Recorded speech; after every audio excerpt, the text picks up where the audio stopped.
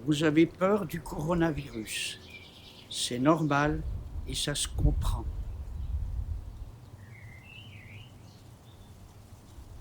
Cependant, j'aimerais vous donner un petit truc pour vous permettre de vous protéger en quelque sorte de cela. Bien sûr, il n'y a pas de vaccin, j'ai rien à vous proposer de particulier, mais seulement disons, ça se passe au niveau, on peut dire, de la pensée. La pensée est extrêmement importante parce que toute parole prononcée et surtout répétée, eh bien c'est une chose, on peut dire, qui a une valeur de protection. C'est-à-dire que si vous vous récitez, si vous dites toujours « je suis protégé de tout virus », je me sens bien, je me sens protégé et je suis un être merveilleux, alors là vous allez vous sentir protégé. La peur, c'est toujours très très bas. Tandis que si vous êtes sur la sérénité, si vous vous sentez bien là-dessus, eh bien vous allez avoir beaucoup d'avantages.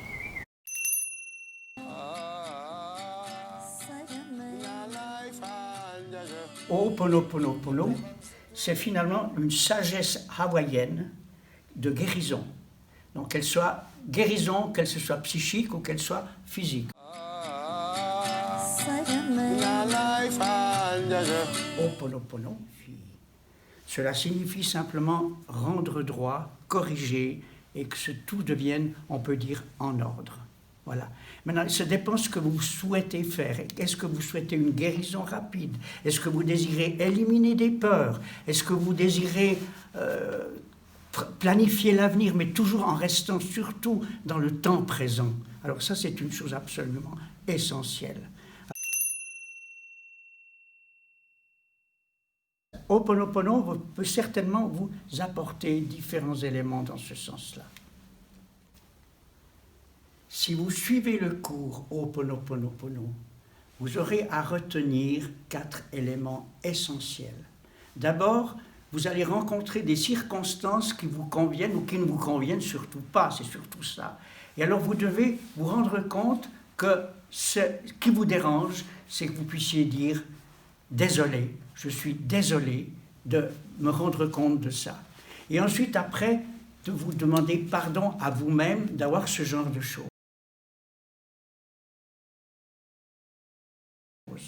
Et ensuite, après, d'avoir cette gratitude intérieure, de dire « je me remercie d'avoir pris conscience de cela ».